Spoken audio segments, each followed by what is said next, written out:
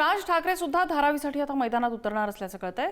7 डिसेंबरला धारावी बचाव समितीकडून जाहीर सभेचं आयोजन करण्यात आलंय। सभेला उपस्थित राहण्यासाठी राज ठाकरेंना निमंत्रण दिलं जाणार आहे।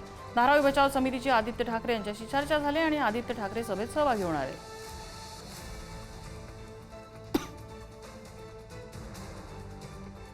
ॲडिशनल घ्यायचं असेल तर तुम्हाला शासकीय रेटप्रमाणे पैसे भरावे लागतील।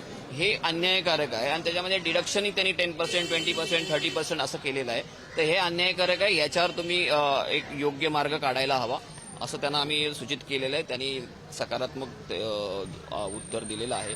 त्याच्यानंतर जमीन अधिग्रहणाचा जो विषय आहे, धारावीच्या डेव्हलपमेंटसाठी जमीन अधिग्रहण जे केलं जात आहे, बाहेरचं जमीन अधिग्रहण अगोदर केलं जातं, पण इकडच्या जे खाजगी जागा आहेत, खाजगी मालकांच्या जागा आहेत, त्याचं जमीन अधिग्रहण केलं जात नाही।